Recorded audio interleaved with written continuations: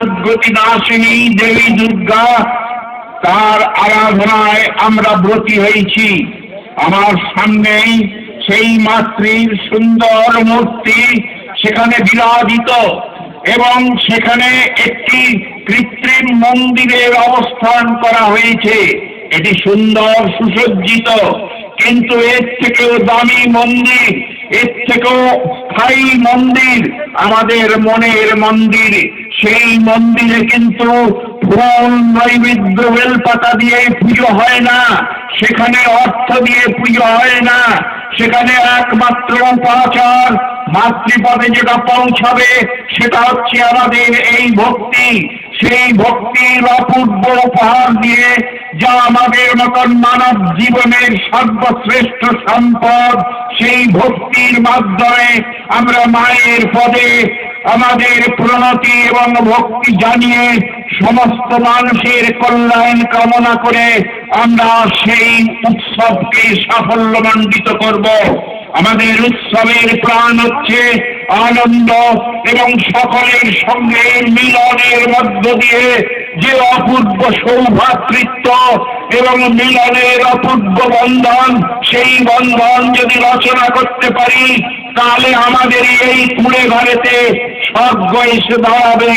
যদি আমরা বিভেদ বিদ্বেষ পরস্পরের হানাহানির মধ্যে মাতৃ উপাসনার বৃথা প্রচেষ্টা করি, মা আমাদের আশীর্বাদ করবেন না।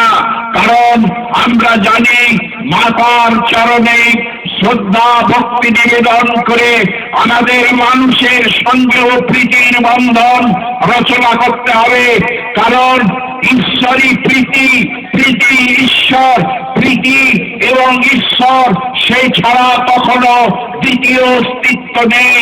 তাই মানুষকে যদি আমরা ভালো না বেসে তাকে যদি হিংসা বিদ্বেষের মধ্যে রেখে দিয়ে মায়ের পাদে যতই আমরা ফুল জল বেলপাতা নৈবেদ্য দিয়ে চিৎকার করি না কেন, মা আমাদের প্রতি বিমুখ হয়ে থাকবেন।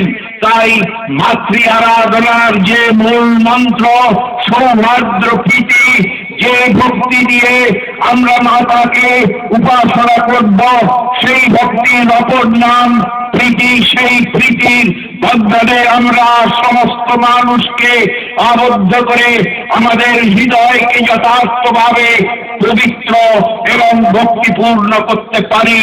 চাই আপনাদের সকলের কাছে আমার আহ্বান, আসুন আমরা মাতৃপদে যখন ভক্তিপূর্ণ প্রণাম নিবেদন করব, তখন আমরা যেন আমার সমস্ত গ্রামবাসী, সমস্ত মানুষকে আমার ভক্তি প্রীতি এবং তাদের ভালোবাসা দিয়ে আপন করে নিয়ে, মা এবং মায়ের সন্তানকে আপন করে নিয়ে আমরা যেন এই 4 দিনের মাতৃ আরাধনায় ব্রতী হই এবং পরিপূর্ণভাবে সফল হই।